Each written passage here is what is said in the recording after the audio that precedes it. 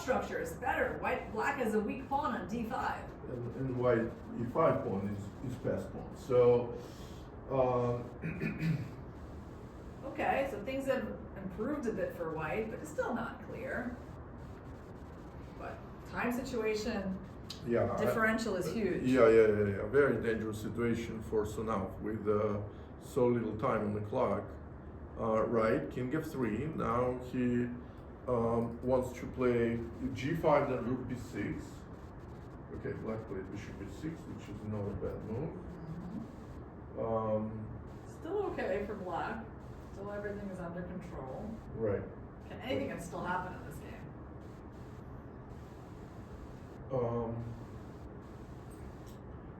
Hard to actually take advantage of that weaker pawn.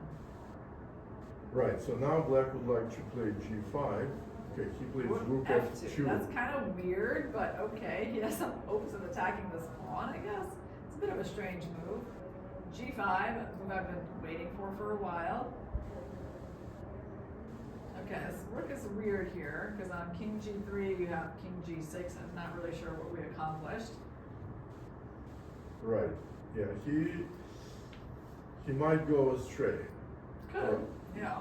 Yeah, so... Because, now this move can happen. Rook a3 is coming, right? He has to play very, very carefully, Mehmet.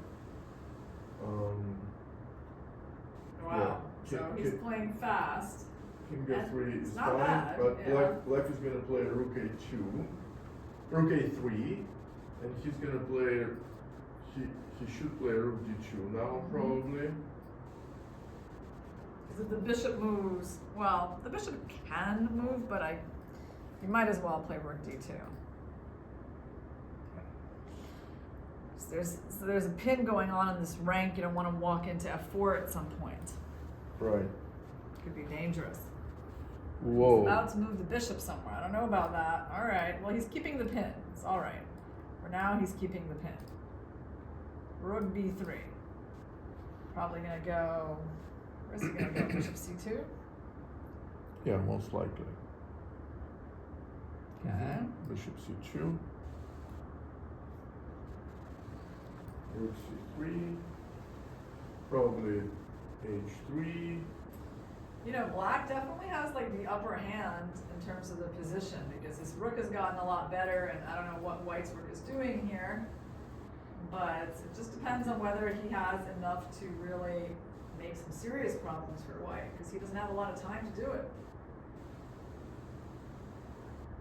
Okay. He moves the king. Okay, he wants to go f4. Now Mehmet better think about that. That is a serious idea. Okay, but he has king e2 move for a moment. This poor rook is so terribly placed. But yeah, I agree with you. Maybe there, but g4, h3. After king e2, maybe black will play rook b3 or rook a3. Yeah, I mean, right now it's still balanced, but it's certainly looking uncomfortable for white. Right.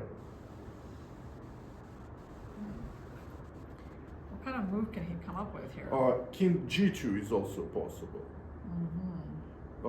It will be a pawn sacrifice.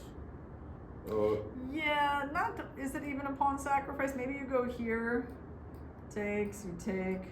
Bishop f5, rook f5, rook e4. Yeah, and then I go here, so I was sure. I was like, it's not really a pawn sac. You're right, and that's a draw. Yeah. But he did not play. Ooh. What did he do? He played something. He played Bishop c2. Bishop c2. So he's allowing f4. He just completely missed it. Oh wow. Missed it. Just like that, his position is now this pawn just cannot get protected. That's the idea we were trying to stop. That's why we were trying to move the king out of that pin. Right, he just completely missed it. Oh. He can't even play rook e2 because of bishop g4 check. So now white is lost. And he still seems to have enough time. He might have 8 seconds, but it's still enough time with that 5-second increment. Right. Wow. Right. That's a bit unfortunate, Interesting introduction that we got to this young star.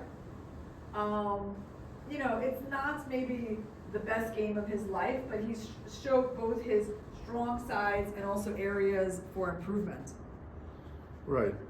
It's also very interesting for us to see, and for any observer, how resourceful Sunav is. And the story of this tournament is actually a typical chess story. You have a highest rated player taking on consecutively on players who are much lower rated than him, a little bit lower rated than him, then closer rated, and so forth. And he beats all of them, and every game is different. So he maybe is winning easily in the first round, harder in the second round, winning on time, I think, on the third round, and this was very unbalanced game. So this game was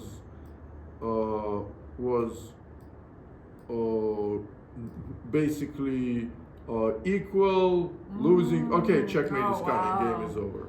Wow, it's not just a pawn that Mehmet lost, but now this king is actually getting mated. Right. Wow. Okay. Okay, it was over fast, and Sunav had just enough time to put the checkmate on the board. Okay, well, at the end of the game, Mehmet still has 9 minutes left. Certainly, he could have used those 9 minutes better to defend himself in the end game. You know, we felt like he was getting some chances when he found this move G4. What could he have done here? Is there anything better than taking the pawn in F5, or that's just the best he's got? No, he could play whatever. He could play H3. H3. Yeah. He could play King F3. I think almost whatever he does, position remains equal. And I think after he took on F5, it also was fine. He just blundered F4, completely forgetting about this. But 8-year-old. Some world's best chess players didn't even know how pieces move at this age. So, and he's already on pretty high level. So what he can't do yet to play the whole game with a full strength. From time to time, he just will make blunders, like any child losing concentration.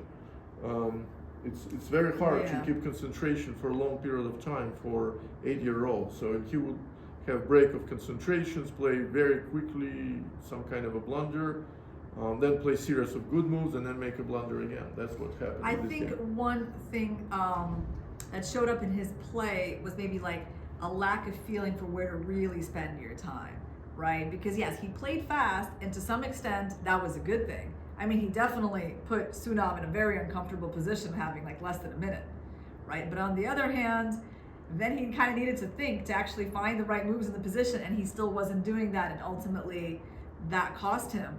But we have Sunav, the #1 rated seed, at 4 points, and he already played someone who was almost 1900, so we might be seeing a very close matchup in the 5th round. So we're looking forward for the last round of Queen City Classic.